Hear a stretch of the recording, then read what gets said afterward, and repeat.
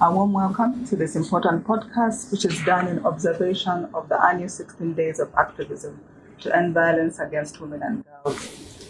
The theme for 2024 is Unite to End Violence Against Women and Girls.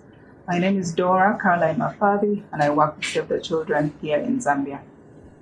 The 16 Days of Activism is a global campaign that is implemented every year since 1991 between November 25th and December 10th.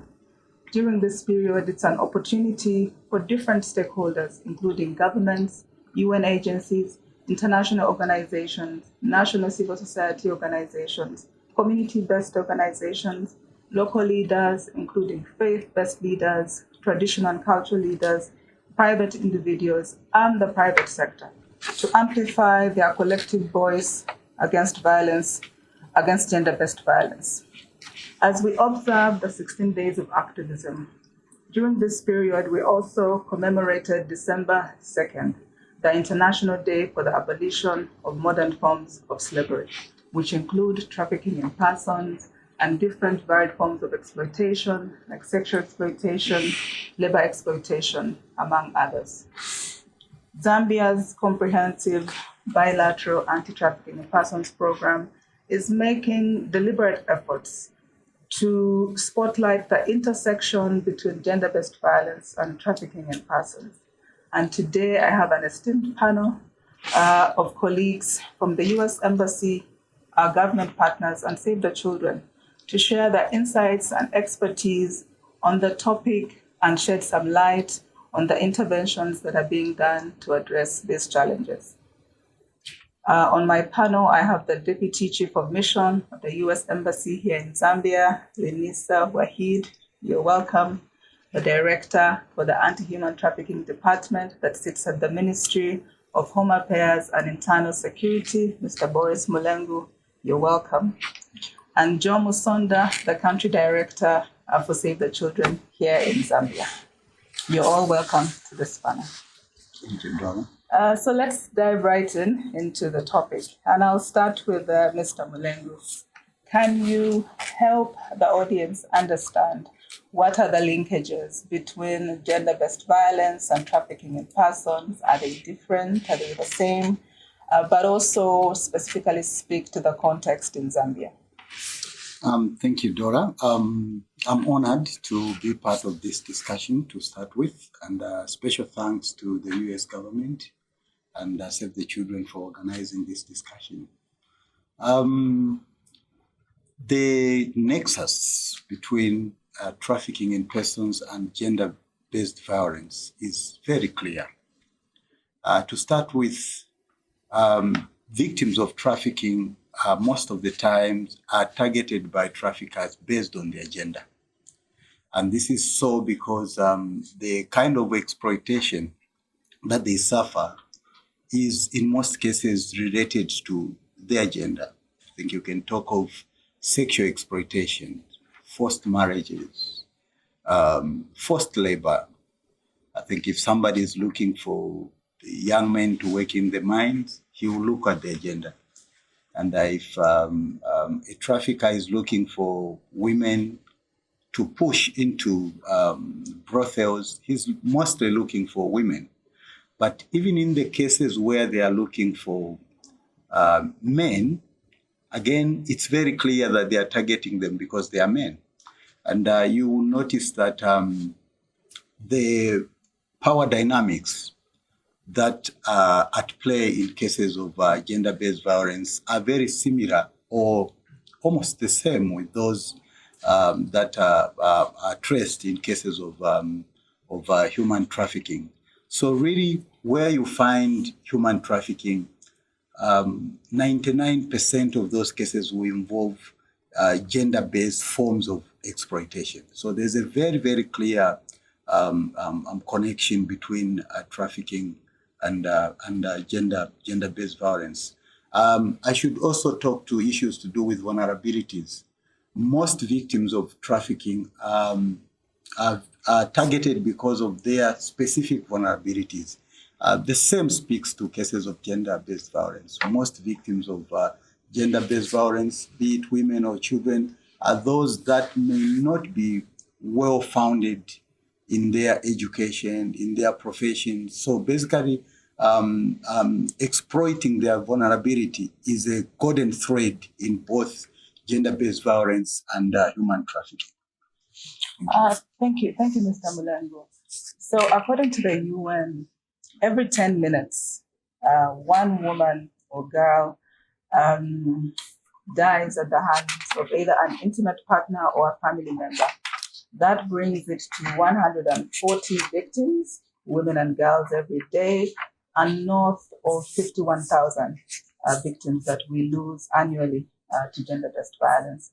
But as you have mentioned, Mr. Mulengu, even when we're looking at trafficking in persons, the global statistics show that 7 out of 10 victims of trafficking in persons are women, and 1 out of 4 victims of trafficking in persons are children. So the gender dynamics within the trafficking in persons space are very, very prevalent. So Joe, I would like to come to you. Mr. Mulengu has spoken about this topic. I know Save the Children is supporting an implementation of the Comprehensive Bilateral Trafficking Persons Program. So what is the project about, and how is it addressing vulnerabilities that are faced by women and girls in relation to trafficking in Zambia? Thanks very much for that question, Dorah. So as you mentioned, Save the Children is supporting the implementation of this comprehensive bilateral anti-trafficking program. So it's a partnership between the US government and the government of the Republic of Zambia. And Save the Children are supporting that along with implementation through 2 local partners. That's the YWCA and Up Zambia. So essentially, the program works on a 4-pillar framework, that of prevention, protection, prosecution, and partnership. So within the different elements of that, firstly, under prevention, the program supports both outreach and awareness in local communities, in schools, particularly reaching out to both women and girls, and empowering communities and individuals to help to identify and report incidents. Also providing information to communities about the some of the common methods that traffickers use and things to really watch out for so that they can help protect one another against that. The program also helps support victims and survivors of trafficking and providing a whole holistic service of intervention. So that includes both shelter, counselling, legal advice, and reintegration. And you've got to remember that victims or survivors of trafficking are often quite traumatized, and there's a lot of shame involved. And they need help to be able to go back into their communities, and often there's quite a rejection from the communities that they come from. So it needs a lot of sensitive handling. In addition, obviously, we need to take the perpetrators of these crimes to book, really. So a big part of it is strengthening the capacity of both the law and justice actors to be able to adequately both investigate, prosecute, and adjudicate trafficking in persons cases. And then finally, the partnership really is around strengthening the whole coordination and collaboration between the different stakeholders and really trying to protect women and girls from both gender-based violence and trafficking. And it's a multi-sector approach. No single actor can do it by themselves. We really have to work together in close collaboration. Thank you, Joe. And maybe talking about partnership, we know that the US government has remained almost a singular committed partner, supporting different governments, civil society organizations, NGOs to effectively respond to trafficking in persons. Deputy Ambassador, can you maybe speak to the role that the US government and the US Embassy in Zambia is doing to support the Zambian government in its effort to fight trafficking in persons and protect victims? Sure. First of all, let me just say thank you so much again. I think this is a very timely conversation that needs to be had, and I'm honored to be part of this conversation. As you know, the U.S. government has very much been a strong partner to Zambia, evidenced by the numerous development projects that we've seen, but also specifically our focus on the fight against trafficking in persons. And so there was a program that was started, the Partnership to Prevent Trafficking in Persons, which is known as the Comprehensive Bilateral Anti-Trafficking Program. So it works really closely with national and local government agencies, NGOs, international organizations such as Save the Children to really tackle the underlying causes of trafficking in persons and to ensure that victims are in an environment which helps them to thrive. And again, going to this very much victim-centered approach to how we reintegrate victims. When we're thinking about this program, we also have to realize that this is the first of its kind in the world. We as a US government have never embarked on a program like this. So Zambia really and truly is the pilot program, which will determine whether we need to expand this across the globe as well. So this program provides about $4 million US, so that's about 104 million kwacha, to Save the Children, to work with relevant Zambian ministries, including the Ministry of Home Affairs, specifically the Anti-Human Trafficking Department, to really implement a program that is collaborative, that has been developed amongst ourselves with stakeholders, because that is vital. One cannot develop a program without the stakeholders involved, really to achieve the objectives that have been highlighted by Joe as well. And when we're talking about that, we're speaking about the 4 Ps. We're talking about prevention, we're talking about partnership, we're talking about protection, and we're talking about prosecution. So as much as we talk about the grant, we really have to understand that we have to work together collectively on this issue. And so we continue to build on the efforts that the Zambian government has made, as well as the civil society, to improve coordination. We know that trafficking in persons cannot be combated by itself. It cannot be combated in a vacuum. So this needs coordination not only within the government, but also within the communities and civil society as well. And we continue to work with the Zambian government and continue to look towards the Zambian government to really expand the support for victims, if we're talking about shelters or other types of direct protection services, but also to really increase the number of people who are fully dedicated to combating trafficking against persons. This is an issue that will not go away. This will not decrease. In fact, we're seeing it being increased. So it's important that we dedicate the necessary human and financial resources in order to combat this scourge that not only affects Zambia, but it affects the entire world as well. Thank you, Deputy Ambassador. And to our viewer who's watching, they might be asking themselves, what is trafficking in persons? Mr. Mulengu, I know the Zambian government is very progressive in its response to trafficking in persons. It has set up a strong legal and policy framework. 2 years ago, it set up a specialized department that you head and staffed it with, I think, over 15 staff to respond to trafficking in persons. Maybe for our viewer that is watching, could you maybe briefly describe what this crime is, what our viewer could look out for in terms of indicators, and then also talk to us a bit about the efforts that the government of Zambia is doing in the fight against trafficking in persons? So thank you so much, Dorah. I'll try to define human trafficking, but as you may be aware, the legal definition of human trafficking is so technical, yes, and lengthy. Yes. Yeah, but I'll try. Mm-hmm. I think I'll try to break it into two, the legal definition and a definition for this purpose. Okay. So the law, the Anti-Human Trafficking Act under Section 2 of the Anti-Human Trafficking Act defines trafficking to mean the transportation, the recruitment, receiving, harboring of a person by means of coercion, force, deception, abduction,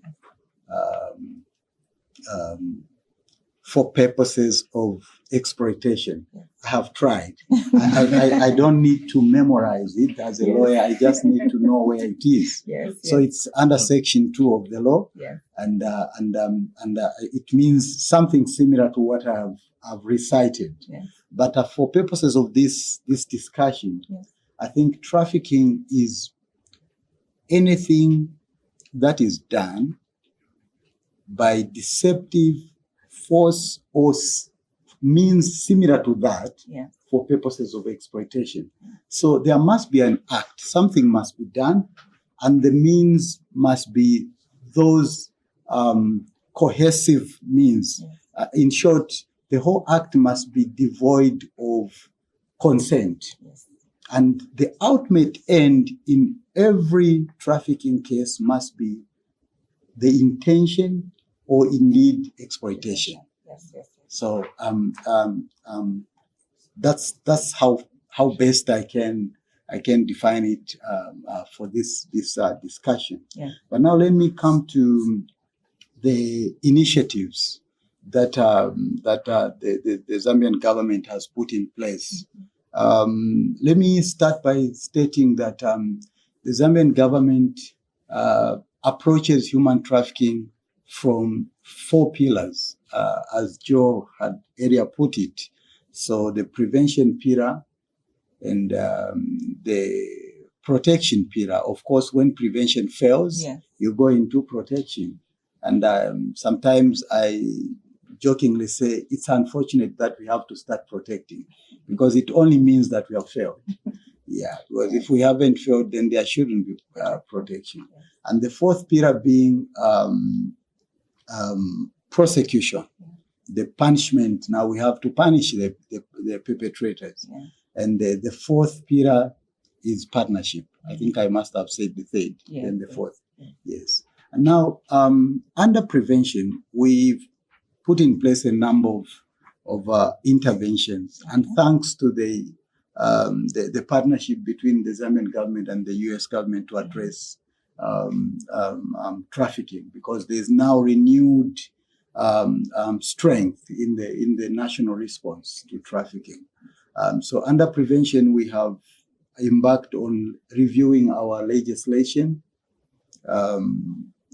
This includes the development of regulations, which we are working on at the moment to ensure that the interventions and the provisions of the law are very, very clear as to how they should be actualized. So we are doing that. We are also working on the National Action Plan. Our National Action Plan, which was 2022 to 2025, is coming to 2024 is coming to an end this December. We are now working on the 2025-2029 National Action Plan, and that's all on the preventive space of trafficking. We are doing a lot of awareness, and thanks to partners like YWCA, who have come on board, Up Zambia, and of course, led by Save the Children. We are doing that. We are doing a lot of trainings for first line officials, people involved in managing shelters, officers under the Department of Social Welfare, officers under the Department of Immigration, Labor, the judiciary, and so many other actors in that space to ensure that we prevent trafficking. But also under protection, we are now looking at increasing the number of shelters. And I think under this GTIP project, there's an aspect of renovating shelters. And we are very thankful to this project that you have included that aspect. But we are also doing a lot of capacity building for people managing shelters.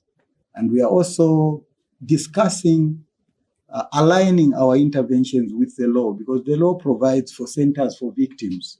We should not just look at shelter as in terms of space for sleeping, but skills development, counseling, and pre-departure information for victims that are being repatriated, arrival information for victims that are being repatriated back, returning to Zambia, because that is one gap that has been existing, where at some point we focused so much on victims that are of foreign nationality, forgetting the Zambian victims that are being returned back to Zambia.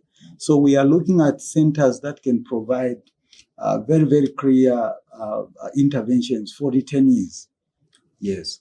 And under the prosecution pillar, we are training prosecutors. We are training adjudicators. We have developed a number of manuals. We are discussing around developing a bench book, some sort of a reference document for adjudicators, for them to be on point when they are handling cases of human trafficking. On the partnership space, I think we all know what is happening, and maybe that's why we are seated here together. There's we are leveraging this project, which is now more or less the flag carrier of anti-trafficking national response in Zambia, the GTIF program. But also the Zambian government has put in place a very strong platform to ensure that there is inclusivity when it comes to partners. The law provides for the National Committee on Human Trafficking, where a number of civil society organizations sit and their voice is heard. Recently, we initiated a discussion around setting up what we are going to call, what did we call it again? Civil society. The term has gone, but what we mean, we want to have a forum for civil society only to sit and discuss issues to do with human trafficking, not under the umbrella of the National Committee, because we want them to be free. And once they come up with the interventions, they can bring those interventions to the table of the government. So this is what we think. Yes. So those are some of the initiatives that are currently ongoing. I think I had left one, the issue to do with developing the website, a dedicated website to human trafficking, because we feel that will go a long way in providing awareness, but also it is a bit easy for members of the public to go on a website which is not sitting directly under the Ministry of Home Affairs umbrella. We already have human trafficking issues under the ministerial website, but we feel that perhaps to make it very easy for members of the public to do whatever they want to do, post, comment, and stuff like that, it would be good to have a dedicated website for that.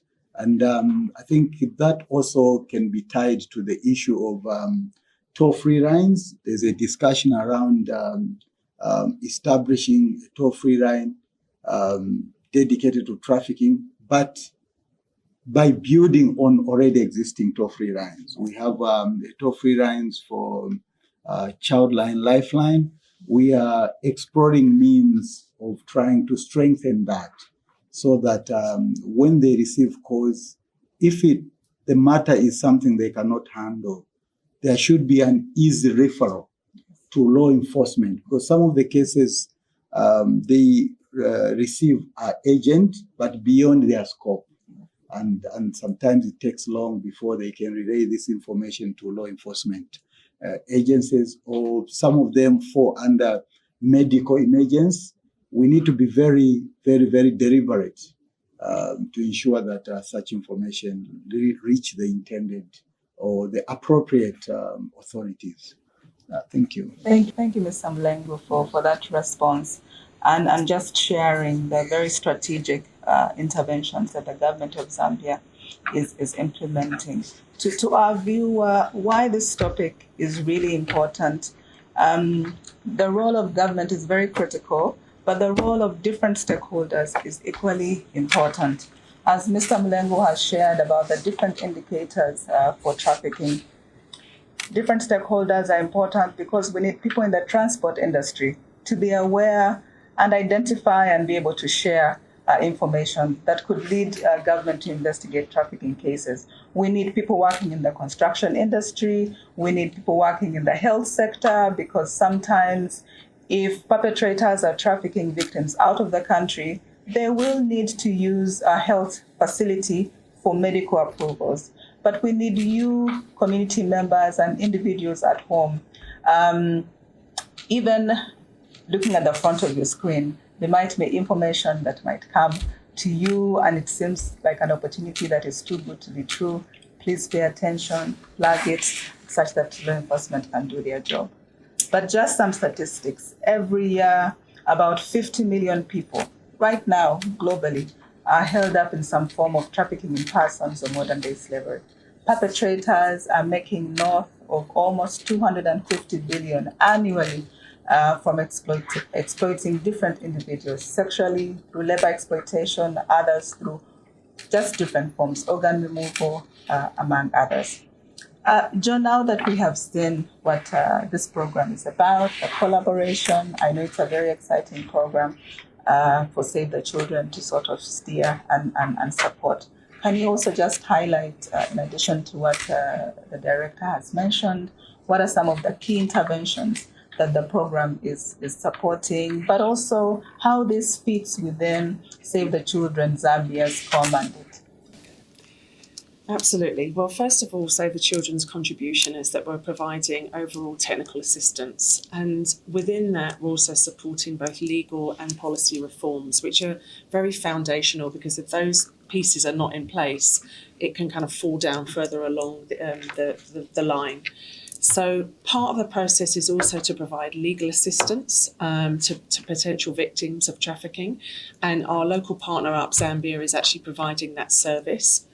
As well as providing institutional capacity building. I think the director's already talked about different actors. There's so many different parts to play within different government actors and within civil society. But everybody needs their kind of, not only their awareness raised on this, but just how to handle trafficking cases, who to talk to, so that the coordination there is very tight and seamless. In addition, we're providing support to victims. And again, the director mentioned about having comprehensive support. It's not just a place to sleep. Shelter, of course, is important, but rehabilitation, reintegration, legal services, all of those things are really, really critical. And our partner, the YWCA, is really spearheading the protection side of the services. So really, what we're trying to do is provide this kind of comprehensive, effective, sustainable service. And you mentioned around Save the Children's mandate. Really, we're working towards a world in which all children have the ability to survive, to learn, to be protected, and to participate actually in matters that affect them. So this very much builds on the work that we're already doing within Zambia, and we work in a number of different ways. We work with government at a policy level to strengthen policies and laws as they relate to children. But we very much also work with communities. So work with communities in having better communication actually within families, between parents and their children, so that we try and avoid violence in the family in the first place, so that children don't want to run away from home if there's violence in the house, because they're likely to be caught up in trafficking if they run away like that. But also strengthening that sort of family bond and finding alternative ways to discipline your children.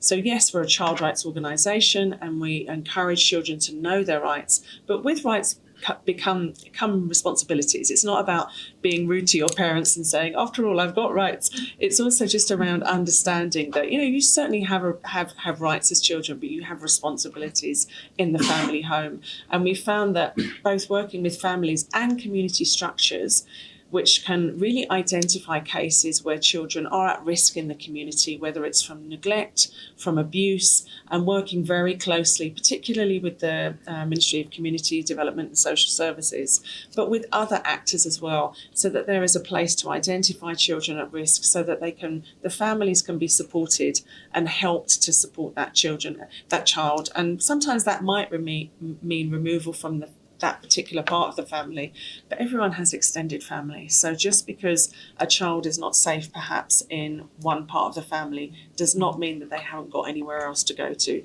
So we work with families to really try and improve children's protection across the board. Thank you, Joe, for that. Deputy Ambassador, I will turn to you. I think when you spoke last, you mentioned that so trafficking is very complex. And part of the reason why it's very complex and even difficult to combat is because the perpetrators are almost 2 or 3 steps ahead of our law enforcement institutions. They are always innovating around what to do to make their opportunities very lucrative.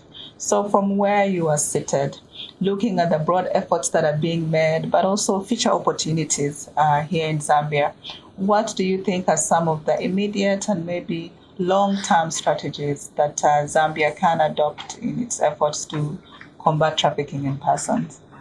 I believe one of the key things that we need to intensify and focus is on the prevention side. So when we're thinking about trafficking, oftentimes we think, oh, there'll be some stranger that comes into our community and then takes the young person or old person outside of Zambia. But often we have to think about what's going on within the country. Could it be a family member that could potentially be a perpetrator?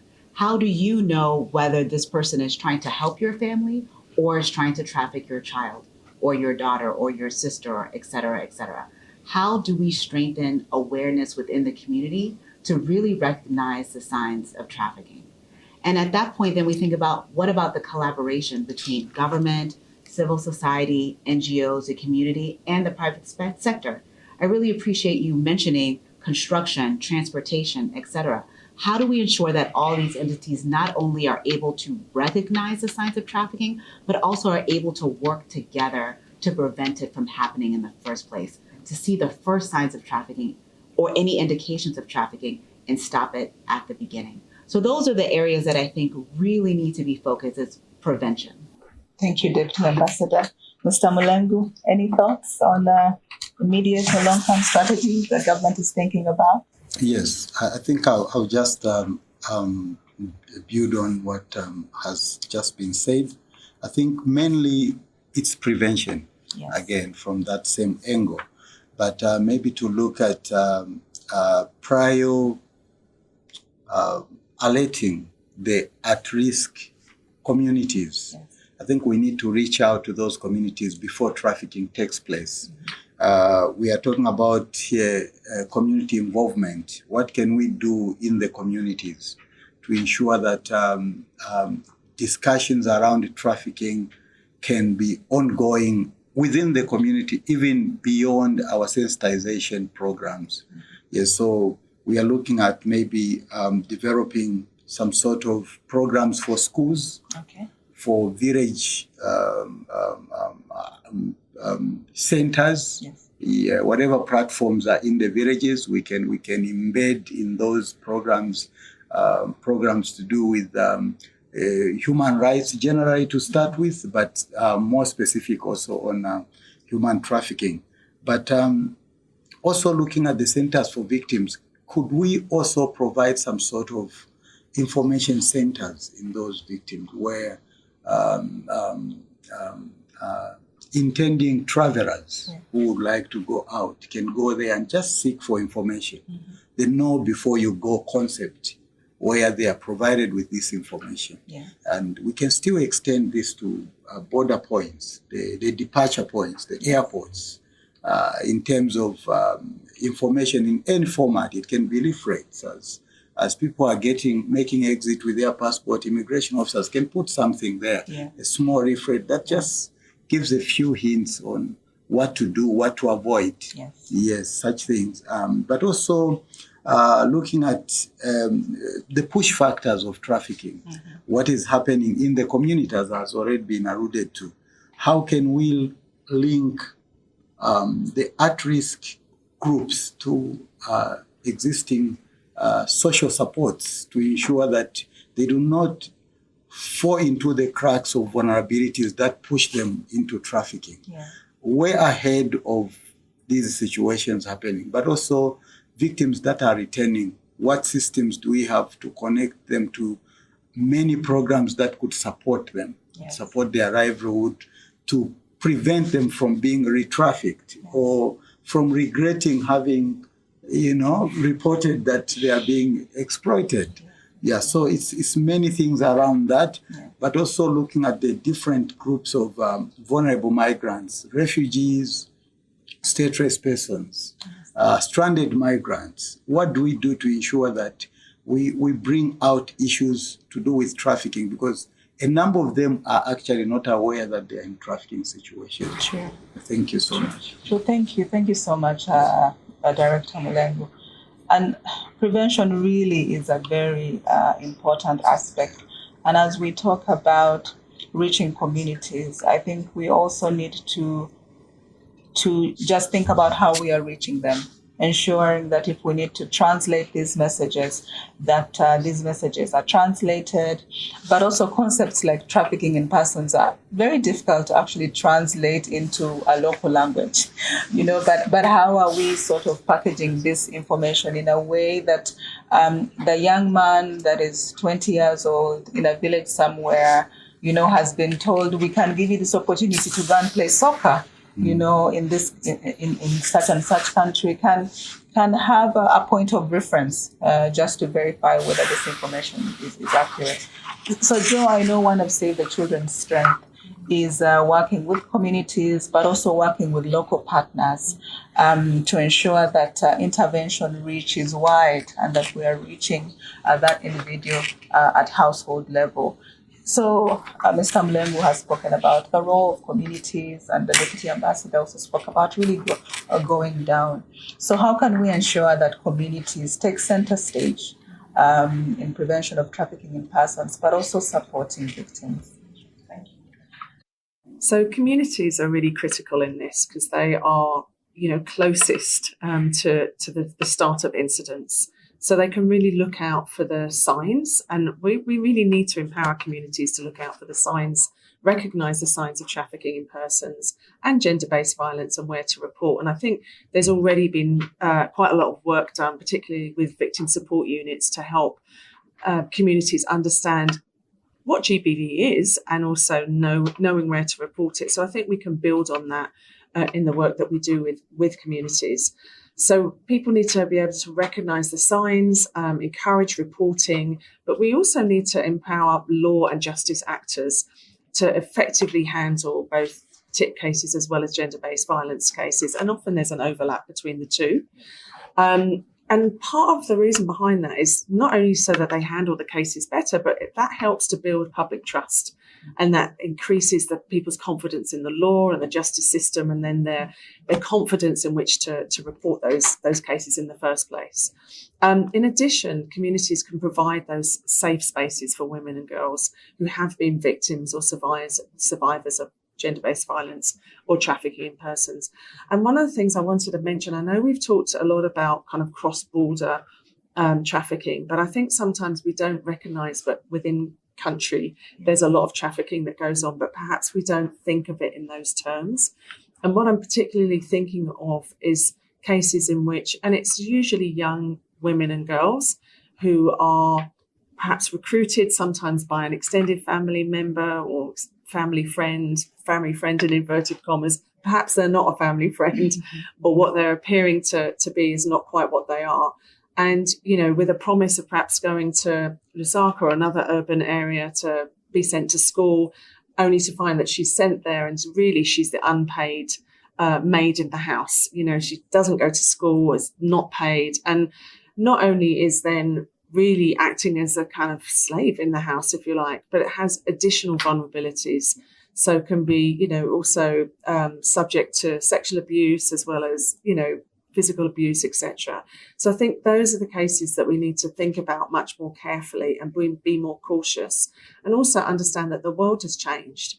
And with technology, there come sort of offers of work.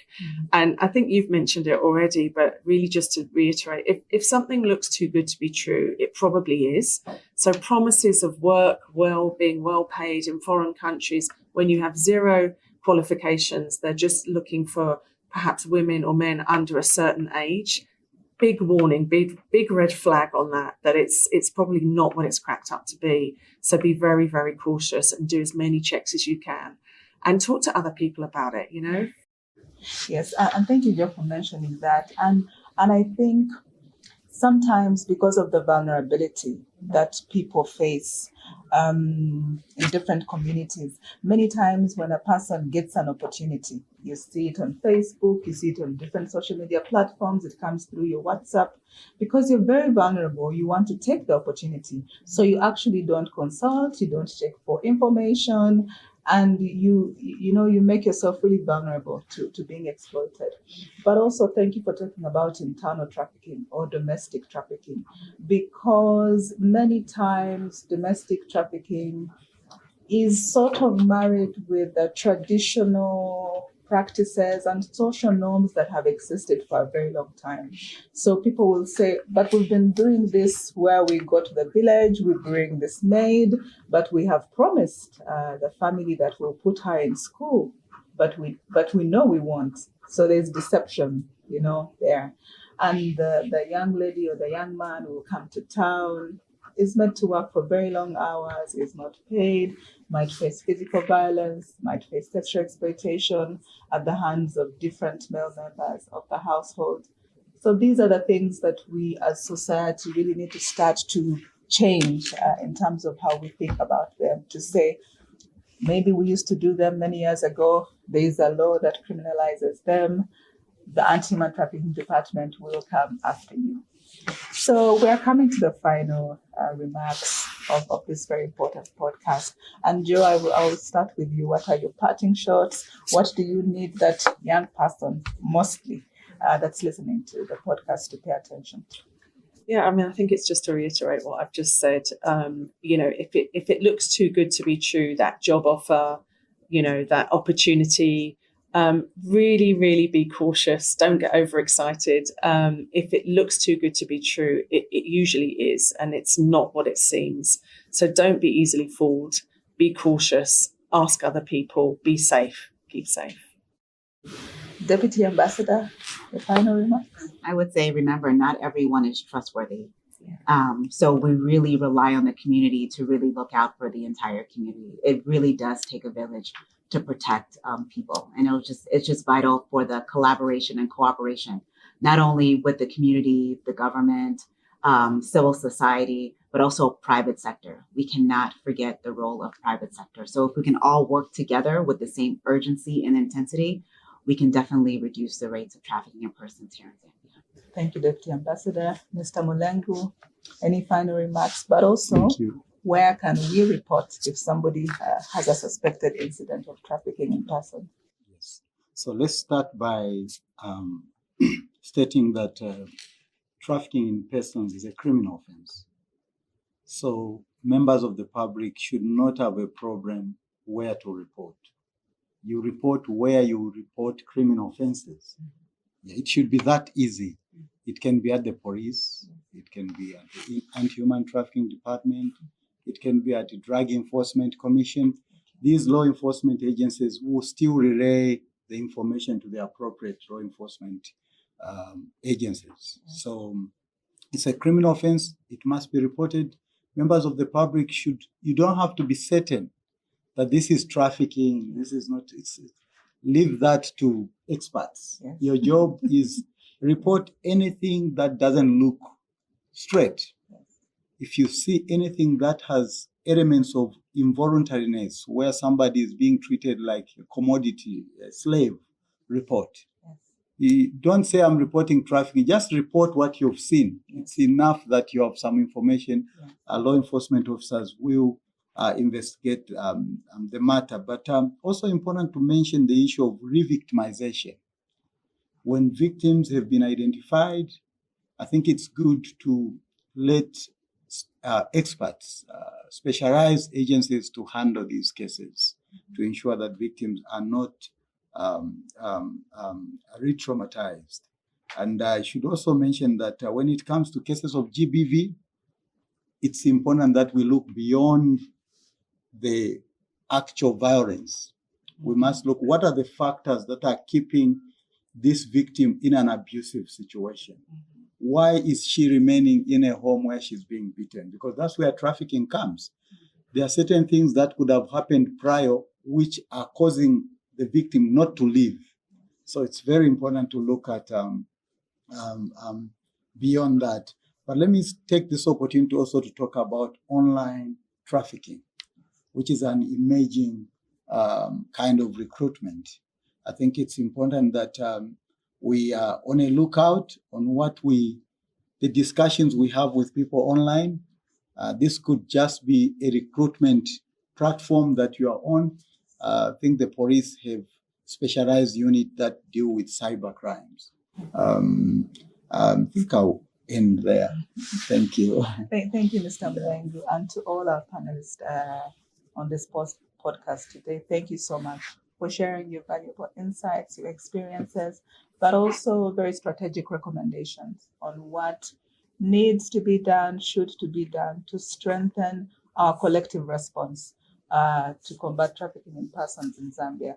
To you that is watching, as our panelists have mentioned, if you see something that looks suspicious, if you see children that are held in a place being forced to work for long hours, and it might also be adults, they don't have the option to leave, report these cases. The Anti-Human Trafficking Department and the different units, including police, drug enforcement agencies that are near your community, please report these cases such that law enforcement can do their job. Thank you.